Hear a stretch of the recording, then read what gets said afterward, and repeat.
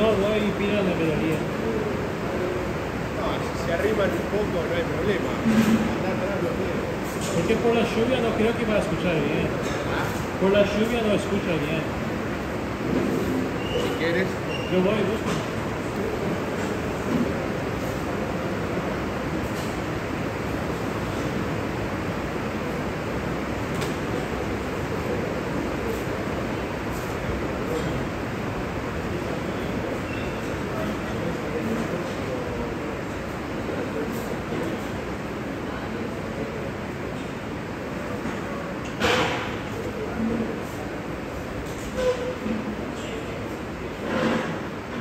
Bueno, me presento, me llamo José Fedeles, soy hematólogo y junto con la doctora Sabrina Martínez le vamos a dar el curso este año. Es el último que también encabezado. Sé que hoy tiene que empezar para la actividad media, o sea que claramente está con la cabeza en eso. Bueno, va a ser tránsito. Vamos a dar la primera clase, habitualmente hablo de la parte normal, pero hacemos un repaso de todo, con algunos conceptos que después es importante porque nos sirven para lo que viene. ¿Se escucha más o menos de atrás? No. Esperá, vamos a esperar que me traen un micrófono. Esperamos.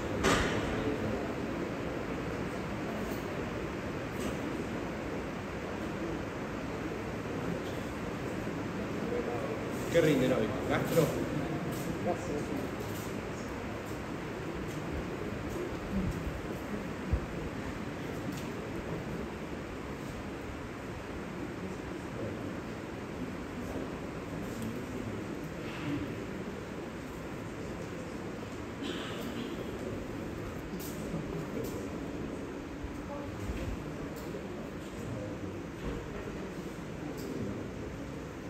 Profe, dice que no funciona. No funciona.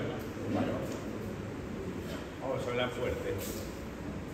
Bueno, chicos, vamos a hablar de la parte normal, le decía.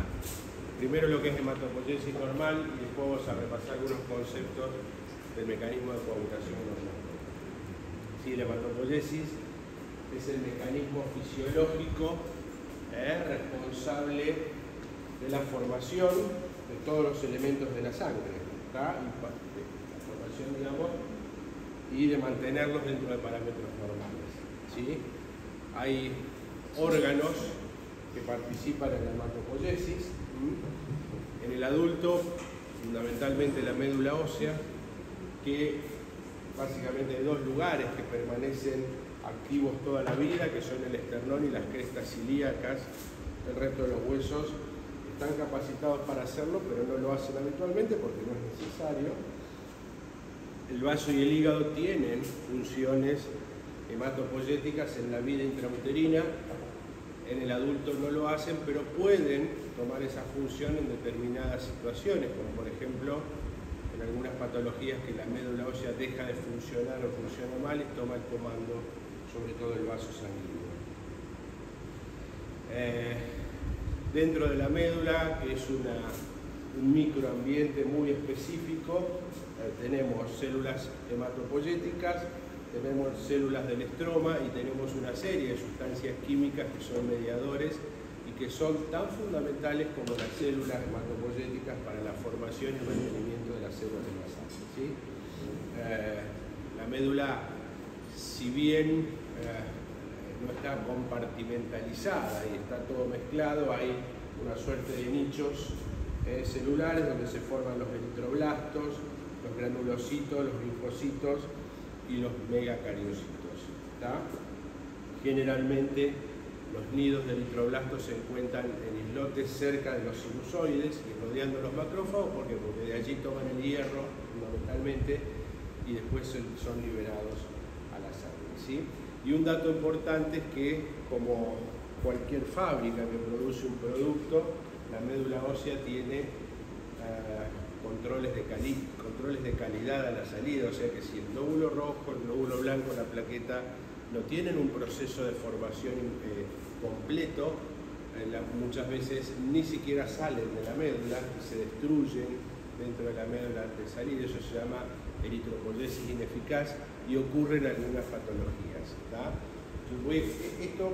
Voy a tratar de ir mirando algunos conceptos porque este repaso está bueno porque después uno lo engancha con patologías. Por ejemplo, lo que les decía antes de que la médula deja de funcionar y toma el comando del vaso, eso ocurre en una patología que se llama mielofibrosis.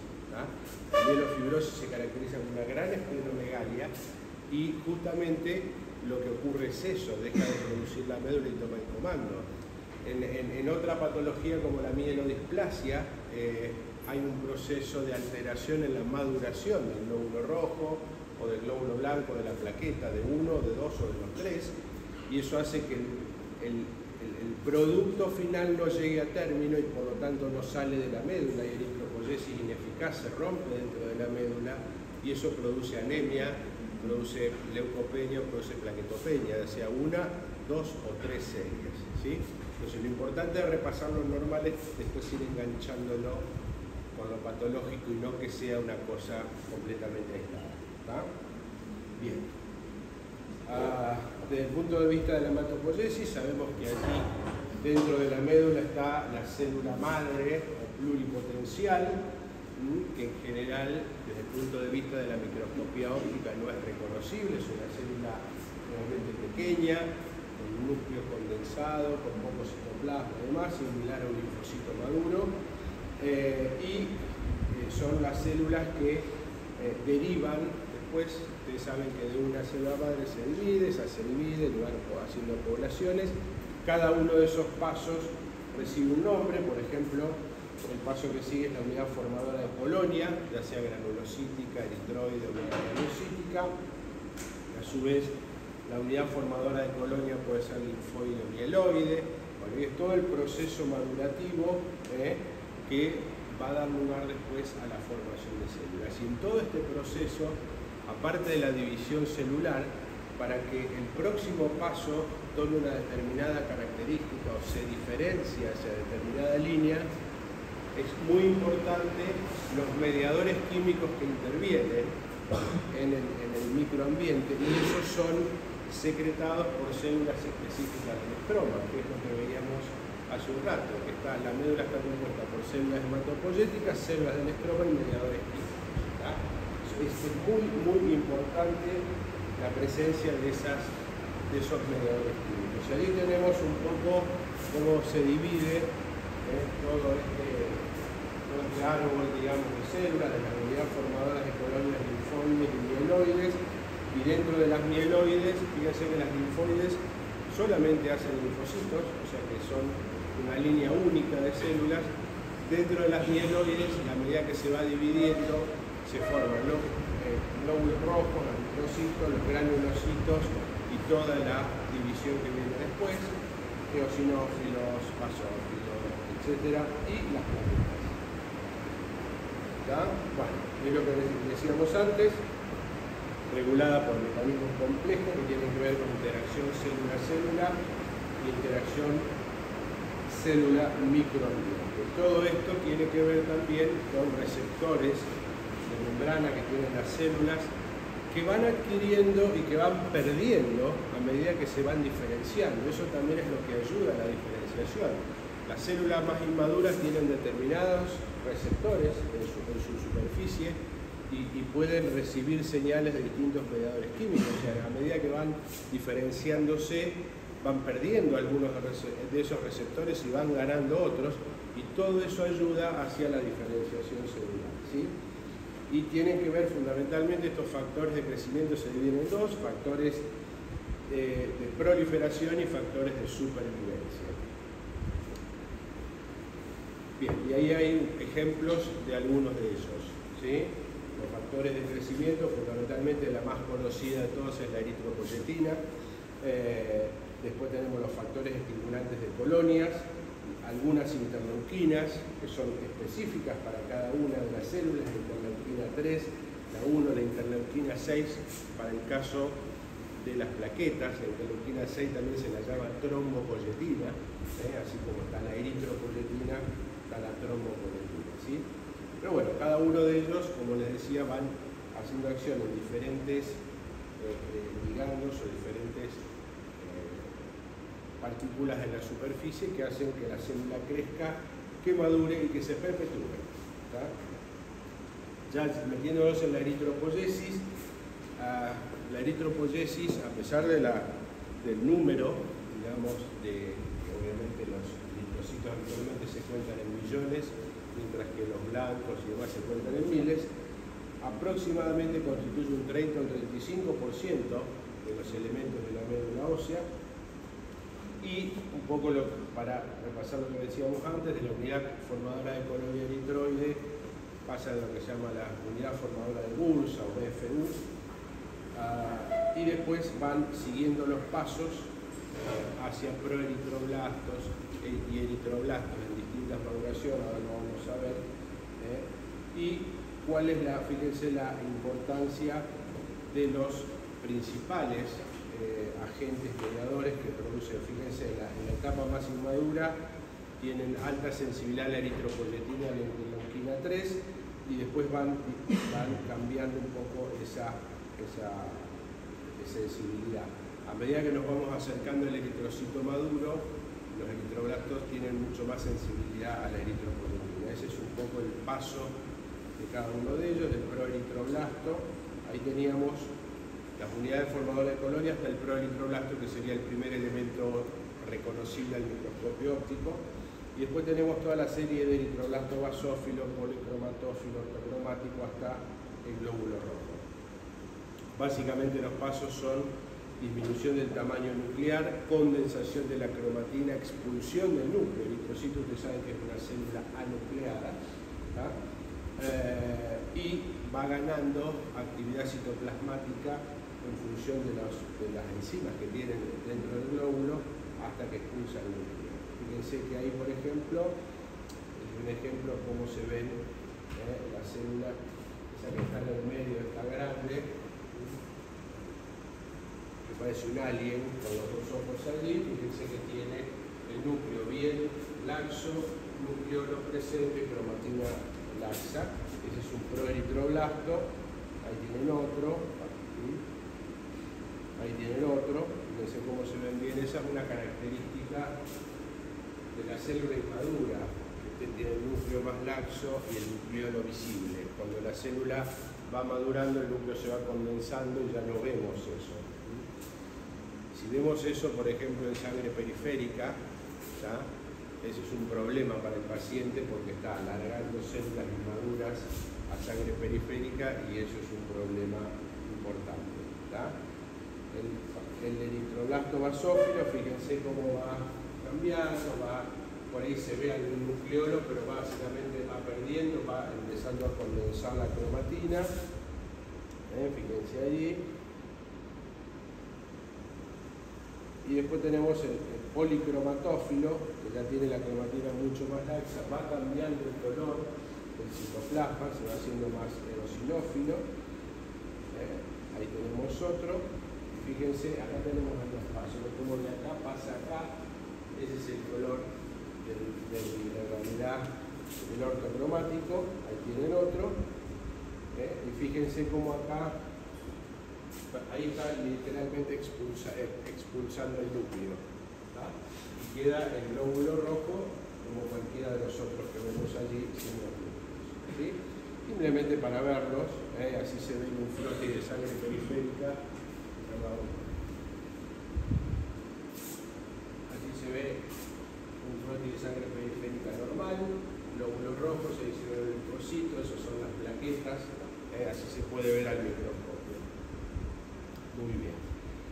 El glóbulo rojo es obviamente el elemento ya maduro de toda esta secuencia, como sale a la sangre, es, como ustedes saben, la célula que capta, transporta y libera el oxígeno.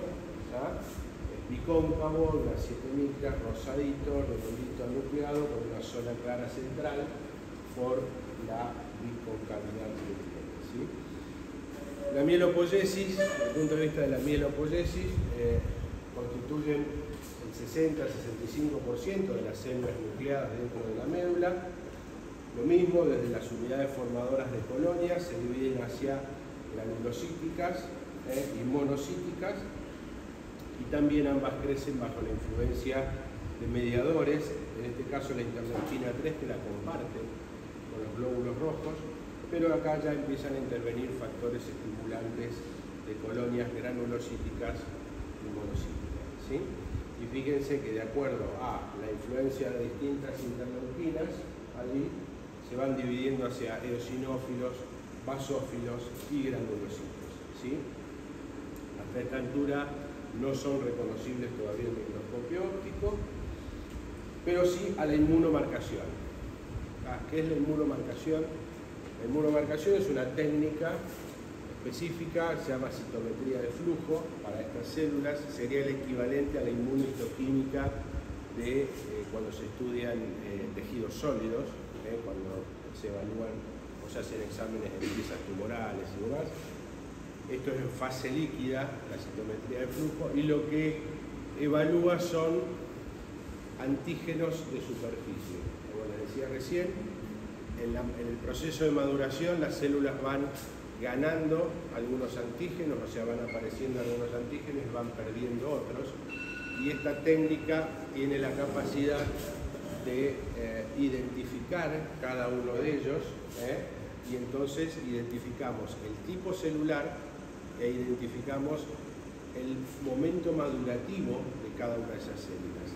Y hoy por hoy, esto es muy importante, es una de las técnicas fundamentales para el estudio de patologías hematológicas. Hoy en día no existe prácticamente patología hematológica a la cual no podamos, o con la cual no podamos apoyarnos en la inmunomarcación. Es muy importante. Casi todas las patologías, les diría incluso todos los tipos de leucemias, los linfomas y toda la patología oncohematológica se apoya en la inmunomarcación. Así que hay que familiarizarse con este término cuando hablamos de inmunomarcación, y ahí aparece un término o una sigla en realidad, que es el CD, Cluster Designation, que es un sistema de clasificación de los antígenos de superficie. De acuerdo a la Cluster Designation o los CD, vamos a identificar distintos tipos celulares, y eso ya lo vamos a ir viendo con las distintas patologías que vayamos viendo. ¿Está? Acá solamente a modo de ejemplo, fíjense cómo a medida que va evolucionando en la maduración, va teniendo algunos marcadores, como les decía, y después va ganando otros.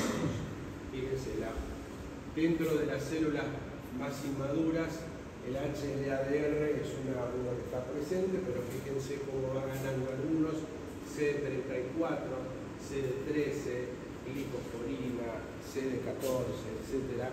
Esto solo a modo de ejemplo, pero para que vayan viendo cómo utilizamos esto para fundamentalmente identificar células.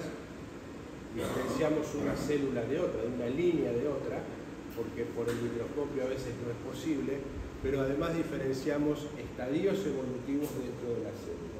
¿Tá? Uno de los problemas fundamentales, ¿cuál es el proceso, digamos, fisiopatológico, por ejemplo, del desarrollo de una leucemia aguda? ¿Sí? En una leucemia aguda lo que ocurre, hay un stop madurativo. O sea, la célula comienza su maduración y en un determinado punto se para, obviamente por un problema genético de esa célula. Entonces empieza a proliferar, pero no puede pasar ese estadio madurativo. Eso hace que esa población crezca, esa población de células inmaduras ocupa toda la médula, deteriora la producción de las otras líneas y después sale a la sangre. Es lo que nosotros conocemos como células inmaduras. Y es fundamental para la diferenciación del tipo de leucemia la identificación de los CD. Es lo que nos permite saber en qué momento evolutivo paró, y eso nos ayuda a clasificar las leucemias. Fíjense la importancia que tiene esto, como les decía. ¿Sí? Bueno, volviendo a la fase normal, ahí tenemos toda la secuencia de la línea mieloide, de mieloblasto, promielo, mielocito, metamielocito, callado y neutrófilo segmentado, eosinófilo, basófilo, y así como los glóbulos rojos iban reduciendo su tamaño, condensando el núcleo y expulsándolo, los pasos madurativos o evolutivos de la línea mieloide son una reducción de la relación núcleo-citoplasma, desaparecen los nucleolos, como toda célula que va madurando, condensa la cromatina y aparecen granulaciones, que primero es primaria, después es secundaria. La granulación acá es fundamental porque allí es donde están las mieloperoxidasas y todas esas sustancias que son las que ayudan, digamos, a combatir gérmenes y demás propio justamente de los granulocitos. Por eso se llaman así, porque tienen granulaciones. Bien, así se ve en la foto, por ejemplo. Ese es un promielo, fíjense que tiene una cromatina laxa, tiene nucleolos, pero ya tiene granulaciones. Fíjense cómo se diferencia. Mira, acá abajo se ve un glóbulo rojo cromático que está eliminando el núcleo en su última etapa madurativa.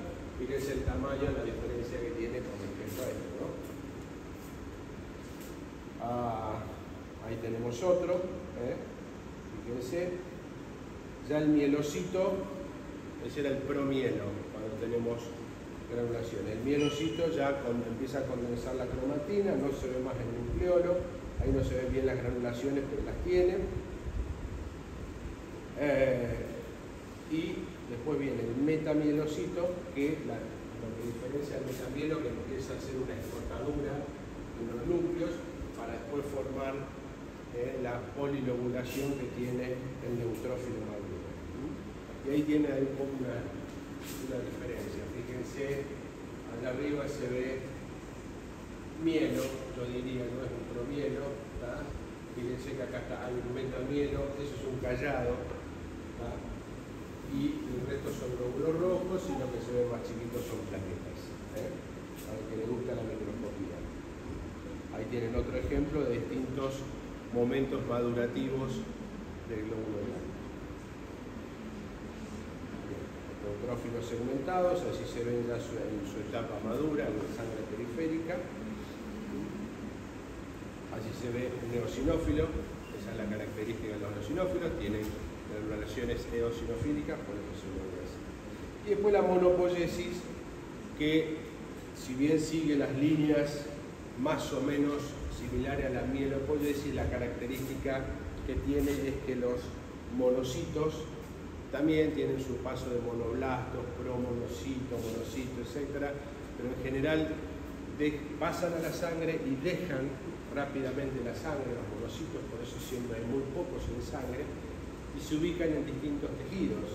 Y de acuerdo a los tejidos donde se ubican, van tomando diferentes nombres. Por ejemplo, las células de Kupffer en el hígado, las células de la microglia en el sistema nervioso central. Son todos monocitos que se formaron acá y que se fueron y se ubican y después perduran allí por años en los tejidos y obviamente son los encargados de la fagocitosis una vez que, por ejemplo, un proceso infeccioso fue controlado. Así se ve un monocito en sangre periférica. Y por último, los megacariocitos, productores de plaquetas.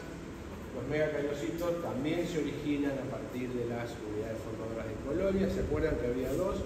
La linfoide, que va por la suya, y toda la mieloide, que hace desde glóbulos rojos, toda la línea mieloide y las plaquetas. ¿Sí? Hacen su paso, digamos, evolutivo, promegacariocito, megacariocito granular, y el megacariocito, y generalmente están ubicados entre los sinusoides, metiéndose en los sinusoides porque van, digamos, liberando plaquetas. Fíjense, así se ve en médula un megacariocito. Fíjense el tamaño, por ejemplo, es un proeritroblasto porque tiene nucleolo, eso es un eritroblasto. Fíjense que hay distintas células en distintos laboratorios y el tamaño que tiene un megacariocito. Siempre es polilobulado y muchas veces uno ve en los bordes como prolongaciones, como que va desprendiendo, digamos, las plaquetas. ¿Sí? Las plaquetas, ustedes saben que no son células, son fragmentos citoplasmáticos, ¿sí? Y tienen algunos marcadores específicos, como todas las otras células. En este caso, 41, CD41 y CD61 son característicos de los megacardiocitos, y como decía antes, la interleuquina 6 es el mediador más importante para su crecimiento y maduración, que es la trombopoyetina. Bien, como decía, son fragmentos, tienen 2 a 3 micras, y la característica de las plaquetas, así se ve cuando uno las da en el frotis de sangre periférica, se agruman, porque cuando uno prepara el frotis, generalmente las plaquetas hacen grumos, o más sueltas, por ahí como veían nosotros. Sabemos que son las encargadas de participar en la coagulación de la sangre y tienen en su interior gránulos con diferentes partículas, sustancias, calcio, ADP, ATP, factor plaquetario 4, etcétera, que son los encargados de contribuir o de ayudar a la coagulación. Después tenemos la linfopoiesis, que ahí tenemos órganos linfáticos. Los linfocitos es como que son medio aparte, ¿no? Hasta ahora vimos toda la serie granulocítica, el linfocito es como que hace la suya. O sea, para aparte tenemos dos órganos linfáticos considerados primarios, uno la médula ósea, obviamente, donde se forman, pero el timo también es considerado un órgano primario, porque muchos de los linfocitos migran al timo en etapas muy inmaduras y terminan su maduración allí, por eso se los considera también un órgano linfático primario. Y después tenemos órganos linfáticos secundarios, en los cuales puede haber etapas de la maduración, donde se completa la maduración del linfocito, pero fundamentalmente son órganos donde se almacenan los linfocitos, están acantonados tipo reserva, ¿no? Ganglios linfáticos, vaso, y yo puse ahí tejido linfático del tubo digestivo, pero literalmente puede estar en cualquier órgano, sobre todo aquellos que están en contacto con el exterior, o sea, la piel, por debajo de la piel hay toda una capa de linfocitos, en el aparato respiratorio, bueno, el tubo digestivo es el que más se manifiesta. Bien, bueno, ahí tenemos ya la división de linfocitos B y linfocitos T. La división fundamentalmente tiene que ver con su acción. El linfocito B es el que interviene más valga la redundancia, en la intermediación de la señal inmunológica, y el linfocito T es el que está más encargado de la destrucción de la célula, ¿sí? ¿Cómo diferenciamos uno de otro? De vuelta, con la inmunomarcación. Las cajas marcadores, fíjense, pre-B, pre-B, pre-B, linfocito B maduro, linfocito B maduro. Tenemos determinados marcadores de superficie que se van perdiendo a medida que va avanzando proceso de maduración, y aparecen algunos nuevos que no estaban allá en la etapa inicial. De vuelta, muy importante, esto que parece un plomo, y que no me voy a acordar nunca de esto, no se tienen que acordar de esto, lo que tienen que saber es que hay un procedimiento que se llama inmunomarcación, y que me sirve para identificar, porque esto es lo maduro, pero por ejemplo, si yo estoy estudiando un paciente con un linfoma, tengo 43 variedades diferentes de linfoma. ¿Cómo los diferencio? Con la inmunomarcación. Porque, de vuelta, la célula que prolifera lo puede hacer en diferentes estadios madurativos de su proceso de maduración. Y la única manera que yo tengo de saber dónde estoy parado es con la inmunomarcación. Y eso es muy importante porque de acuerdo a la inmunomarcación y a la identificación del tipo de linfoma, me puede cambiar el tratamiento. Por eso es importante empezar a familiarizarse con estos términos, porque es lo que va a ayudarme a mí a identificar el problema que tenga el paciente. Así se ven los linfocitos en sangre periférica, fíjense, células pequeñas. El núcleo del linfo casi es del tamaño de un glóbulo rojo, poco citoplasma, algunos son un poquito más grandes y tienen granulaciones, pero la mayoría de los linfos maduros se ven como el de la derecha. ¿Sí? Los linfocitos en general, tanto los B como los T, que nosotros estudiamos y detectamos en sangre periférica, son solo una minoría de los linfocitos que tenemos en el organismo, entre un 10 y un 15%. La mayoría de los linfocitos donde están afuera, en los ganglios, en el vaso, en el tubo digestivo, en distintos órganos, formando barreras para justamente las defensas del virus. Y a partir de que recibe el estímulo antigénico, empieza su proceso de, llamémosle, no es maduración específicamente, es el proceso de respuesta del linfocito, porque el linfocito ya está maduro, pero forman los folículos linfoides, forman los centros germinales y los distintos momentos, digamos, evolutivos que tiene con producción de diferentes inmunoglobulinas. ¿Tá? Y ahí van perdiendo también, en ese proceso, una vez que ya están maduros y que están estimulados, ¿sí?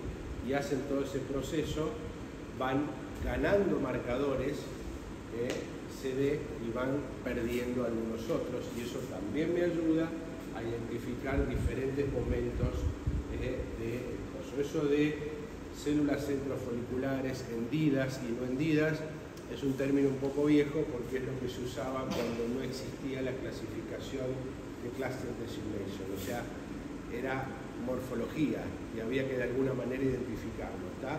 Pero hoy tenemos este tipo de técnica que nos ayuda muchísimo a identificar las células en distintos momentos evolutivos y en distintos momentos de su proceso de reacción, porque también volvemos al punto. Tengo diferentes, por ejemplo, tipos de linfomas en estas diferentes etapas, yo los puedo identificar a través de esto.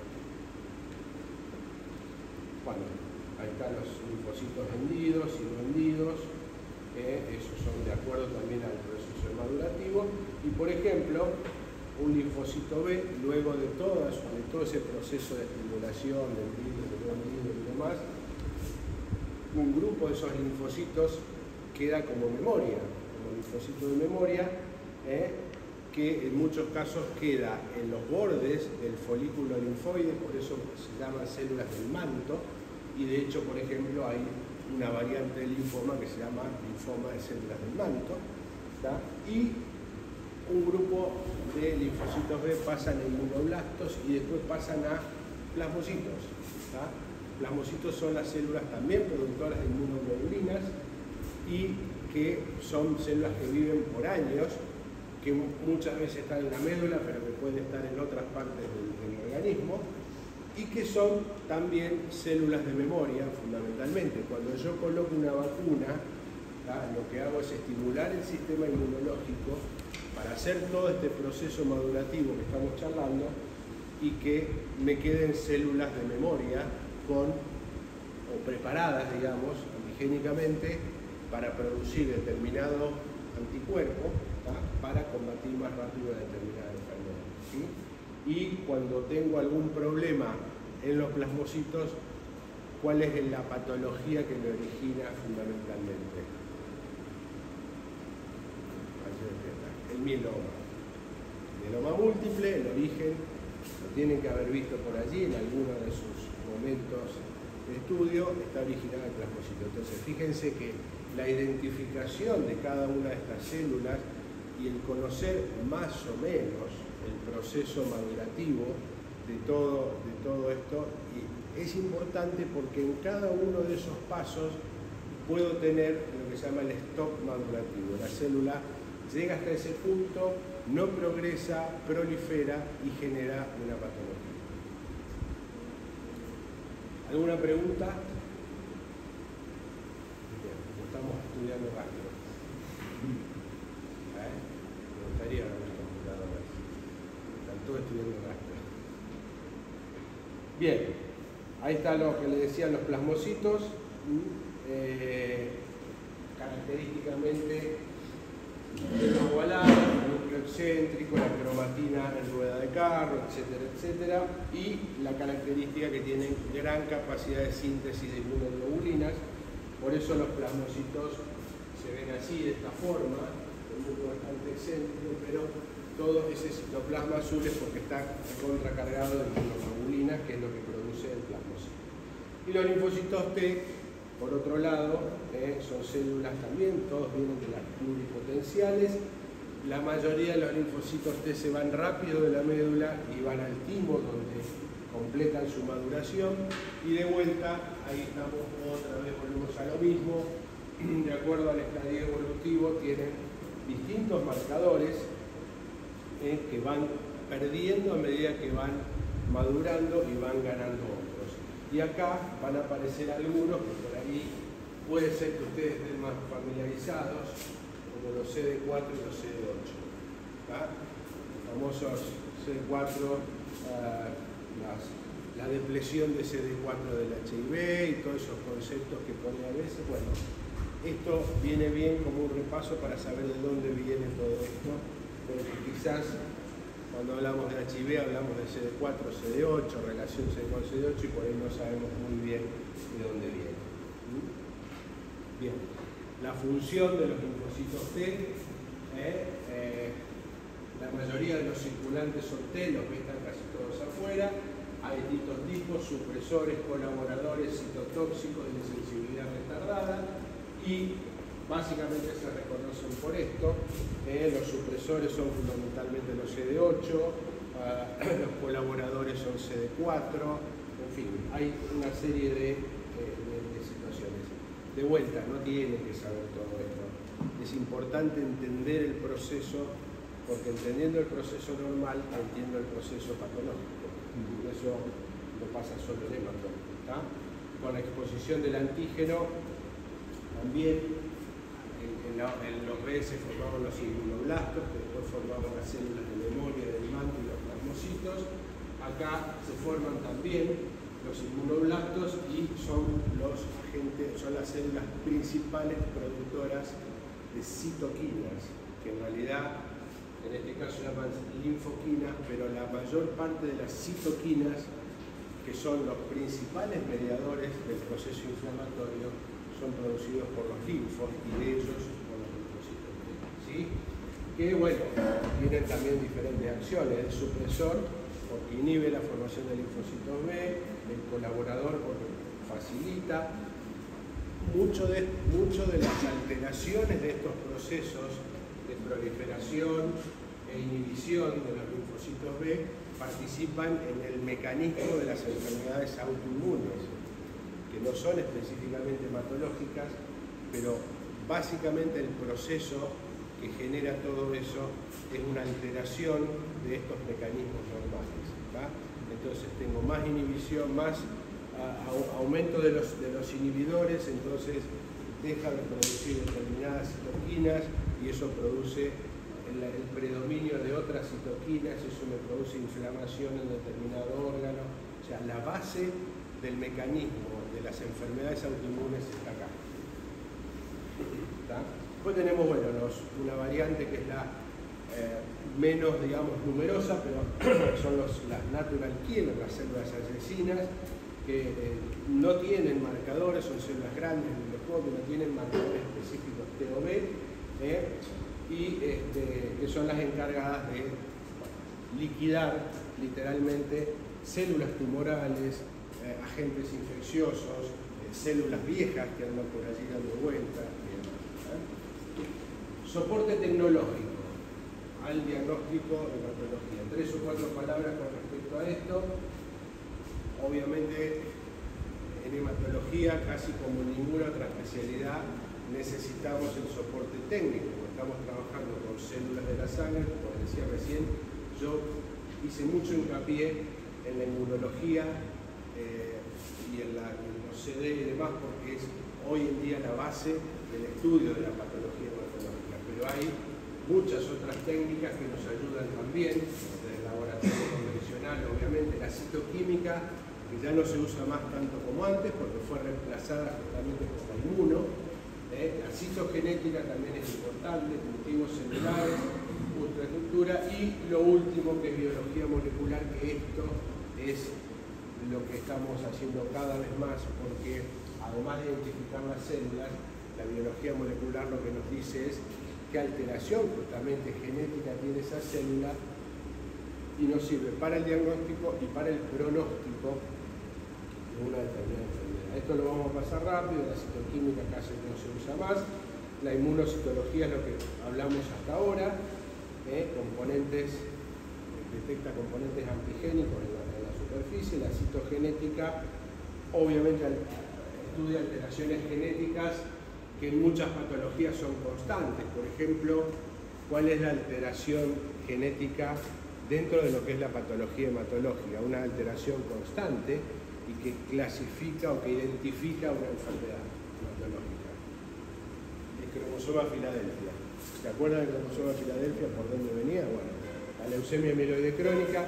Esa fue un poco la madre en cuanto a identificar que una alteración molecular constante produce una determinada enfermedad. ¿Sí? Pero bueno, eso fue obviamente, tenemos la citogenética convencional, pero después tenemos técnicas más obviamente específicas como PCR o FISH. ¿Tá? Cultivos celulares se usa bastante poco porque es importante. La ultraestructura, el microscopio electrónico de barrido, hay muy pocos en el mundo, es muy caro y no aporta demasiado en términos de tiempo, sobre todo porque necesita mucho tiempo para hacer los estudios. Y lo que le decía, la biología molecular, que es lo que se está usando mucho. Hoy, por ejemplo, en las leucemias agudas hay una técnica que se llama NGS, que es Next Generation Sequencing. O sea, es un estudio de genes donde se estudian de la muestra de la médula, generalmente se estudian más de 100 alteraciones genéticas en un solo estudio. Y esas alteraciones genéticas tienen que ver fundamentalmente con el pronóstico, en alteraciones genéticas que son de buen pronóstico. En ese paciente le hago el tratamiento inicial, pero por ejemplo no hace falta trasplantarlo, versus otras alteraciones genéticas que son de mal pronóstico, donde yo le hago el tratamiento inicial y una vez que logra la remisión lo meto en un plan de trasplante. ¿Tá? O sea, que esto tiene importancia en cómo me voy a manejar con el paciente. Bien. ¿Preguntas? Aparte de qué hace el Helicobacter pylori. Bueno, igual. El estómago gástrico también está relacionado con hematología. Bueno, hay mucha relación, mucho. Bueno, viste que recién cuando te decía, el tubo digestivo es un órgano que todo a lo largo del tubo digestivo tiene sobre capa de linfocitos. Cuando vos, para relacionarlo con lo que tiene que rendir después, el Helicobacter pylori, cuando uno encuentra la biopsia del Helicobacter pylori, generalmente encuentra cúmulos linfocitarios. ¿Cuál es una de las consecuencias que puede tener, por ejemplo, el no tratar un Helicobacter pylori en el largo plazo? Gastritis atrófica. Sí, y o linfoma gástrico, por ejemplo. ¿Tá? Y de hecho, el linfoma gástrico es una de las patologías que puedo tratarlas sin quimioterapia. O sea, erradicando el Helicobacter pylori puedo eliminar el linfoma gástrico. ¿Por qué? Porque justamente es una reacción crónica del organismo a la presencia del bicho, lo cual hace que empiece a proliferar desordenadamente esa capa de linfocitos. Saco el bicho, si estoy en determinado momento evolutivo, eso puede volver atrás y no lo someto al paciente a una quimioterapia. ¿Está? Bien.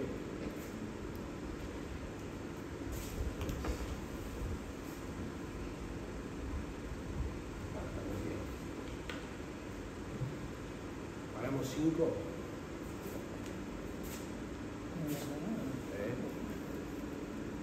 O están muy... Quizá quieren tener un tiempito para estudiar antes del examen. Podríamos continuar y... Bien, les dejo 15 o 20 antes del examen. Bueno, fisiología de la hemostasia. ¿Qué sabemos de esto?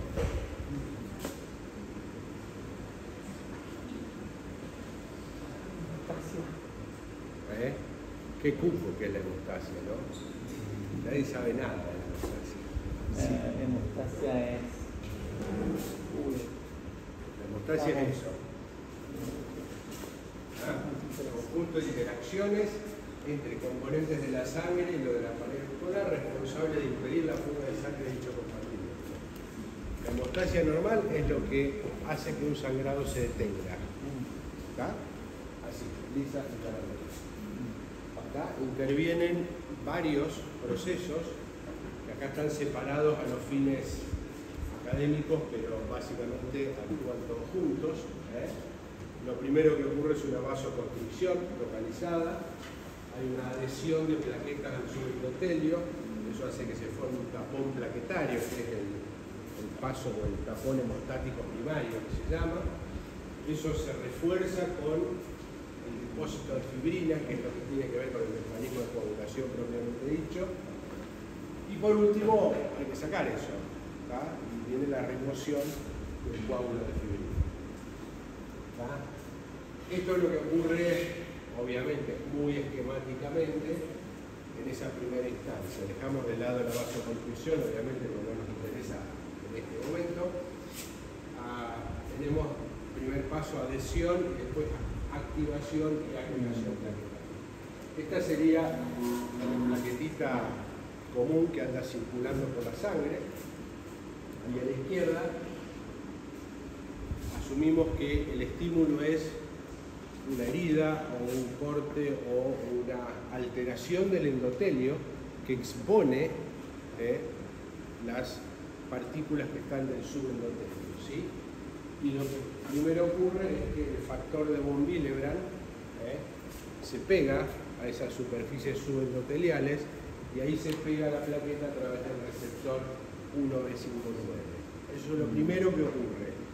A partir de allí empieza a generar cambios en la plaqueta se agranda, empieza a exponer en su superficie otras partículas de unión hasta que de la adhesión pasa a la agregación, porque además esa plaqueta expone partículas que no estaban expuestas inicialmente, la glicoproteína 2B3A, que es esta, la alfa 2 beta 3, que es la glicoproteína 2B3A, que por ahí la han estudiado en cardiología. Ese es el puente para que el fibrinógeno una a otras plaquetas y así se forma el tapón endotelial. Lo que ocurre allí es, en el sitio de lesión del endotelio, la plaqueta que viene normalmente circulando, ustedes saben que en un flujo laminar todas las células están más bien concentradas en el centro del flujo y hay una capa, digamos, de plasma, sin muchas células en contacto con el endotelio. Lo que hace eso es que las plaquetas se peguen y empiecen a hacer una especie de rolamiento, se empiezan a pegar hasta que se detienen en el lugar. Ahí empieza una vez que está anclada la plaqueta, empieza a aumentar su tamaño, expone la glicoproteína para que venga otra plaqueta y se pegue. Y todo eso en la superficie celular, ¿sí? Y después hay otras glicoproteínas que contribuyen. Eso es lo que formaría el tapón hemostático primario, la plaqueta, lo primero que ocurre. Atrás de eso viene el tapón de fibrina. Esto es así, lo puse así porque es un esquema muy viejo de la cascada de coagulación. ¿Se acuerdan? Por ahí lo deben haber visto, la vía intrínseca, la vía extrínseca y demás. Eso un poco ha quedado reemplazado por esto, que es un poquito más complejo, pero en realidad no lo es tanto. ¿Por qué? Si mantenemos lo que es la estructura, esta parte podemos dividir a partir del factor 10, esta parte es lo que sería la vía extrínseca y a la izquierda lo que sería la vía intrínseca. Hoy por hoy el mecanismo de coagulación se llama mecanismo celular de coagulación. ¿Por qué? Porque todo esto tiene una base, o sea, nosotros nos enseñaron, a mí me enseñaron cuando yo fui a la facultad, la vía intrínseca, la vía extrínseca, me costaba entender dónde ocurría todo eso, porque la sensación es que ocurría en el aire. Hoy en día, si tenemos en cuenta la diapo anterior, es la superficie del endotelio que expone partículas y moléculas subendoteliales, entre ellas, el más importante, que figura de arriba del puntero, FT, es factor tisular. El factor tisular es una molécula que está expuesta en todas las células del organismo, menos en las células que están en contacto con la sangre, o sea, el endotelio o las propias células de la sangre. Cuando tengo el endotelio literalmente erosionado, expongo factor tisular. Eso me activa la coagulación. Y por otro lado, el factor von Willebrand se me pega allí y se me pega a la plaqueta. Entonces me genera la superficie física que necesito para que se forme el coágulo. ¿Se entiende? Entonces, lo que primero ocurre es la exposición del factor tisular, al cual, mejor dicho, se pega el factor 7. Ese es el primer paso del mecanismo de coagulación. ¿Sí? El complejo factor tisular, factor 7, esto lo vamos a ver un poco más separado, perdón. Ahí está un poquito más esquemático. Factor tisular, factor 7, me activa el factor 10. El factor 10 es el punto de unión de lo que antes era la vía intrínseca y la vía extrínseca. El activado me activa la protrombina, me pasa trombina, la trombina fibrinógeno en fibrina. La fibrina literalmente es una proteína que es una especie de hilo insoluble que se pega en los bordes de la herida o de la zona lesionada del endotelio, forma como si fuese una red de pescar, ¿no? Ahí quedan atrapados los glóbulos rojos, eso es lo que le da volumen al coágulo. Básicamente eso es un coágulo, ¿no? Pero ¿qué pasa? Entonces uno dice, bueno, tengo todo este mecanismo, factor 7, 10, protrombina, trombina, fibrina, se acaba.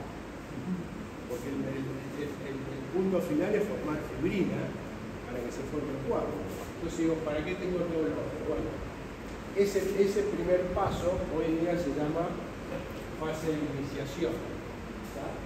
Es la que me genera fibrina. El punto es que me genera cantidades insuficientes de fibrina como para formar un coágulo hemostáticamente viable, ¿tá?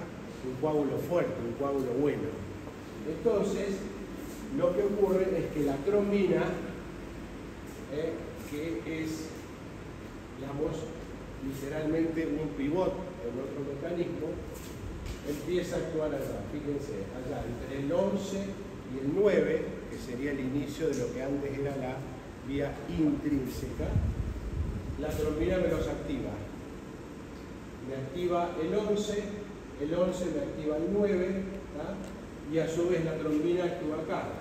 El 8 me pasa el 8 al 9 y el 5 al 5 activados. Todos esos factores, el 8, el 9, el 5, me activan el factor 10. Y ahí vuelve a la vía original.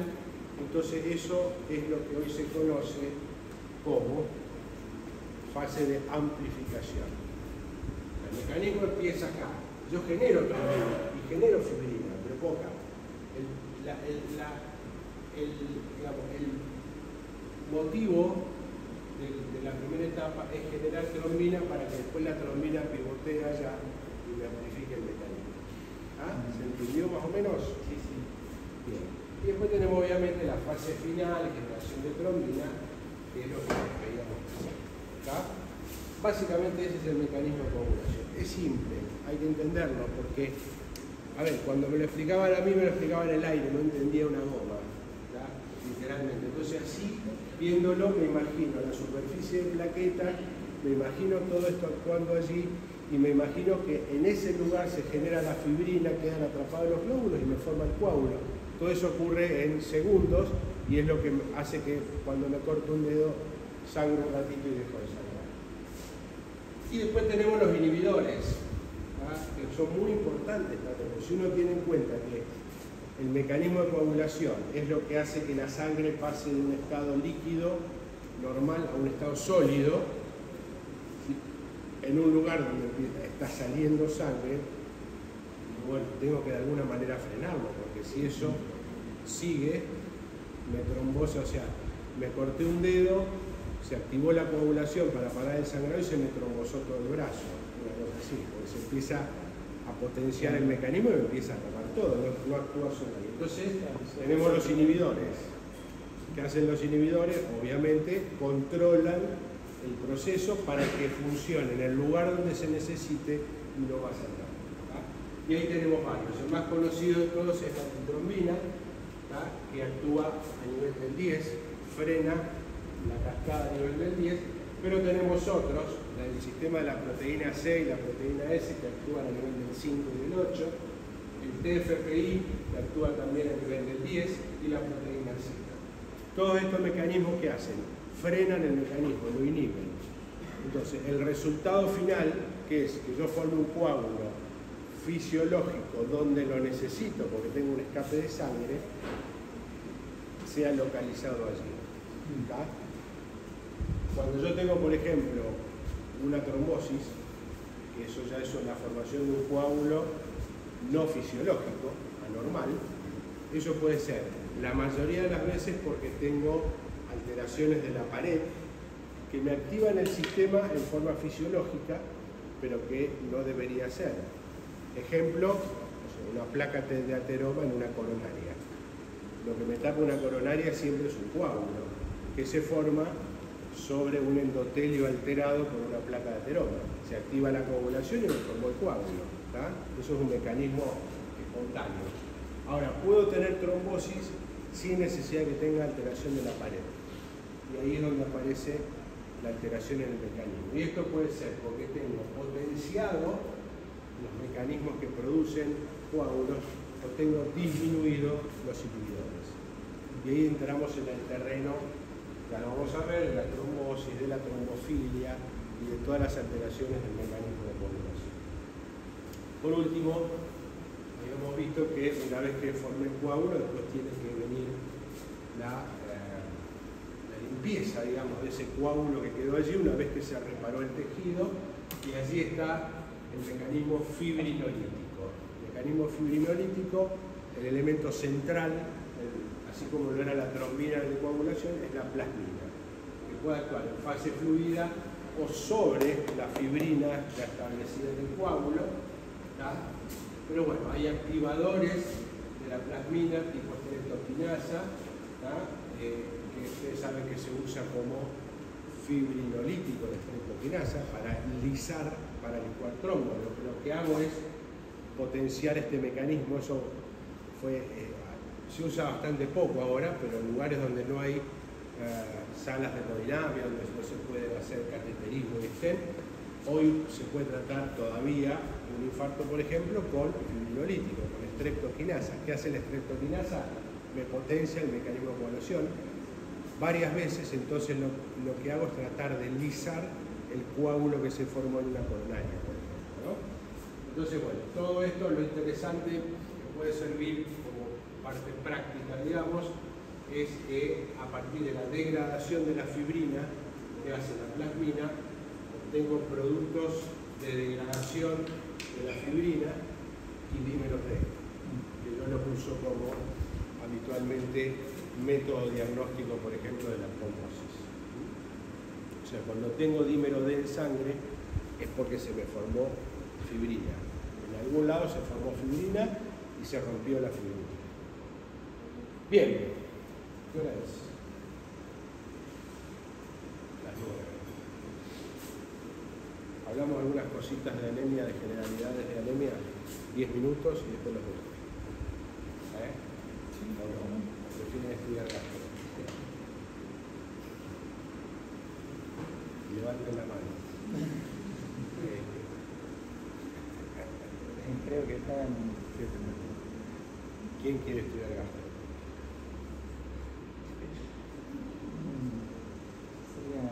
¿Allá saben todo gastro? ¿La tienen reclara o no? Todavía estamos con poca confianza, entonces me miran así como... Dale, pónganse a estudiar gastro, esto lo vemos la próxima. Gracias. ¿Estás? Está bien.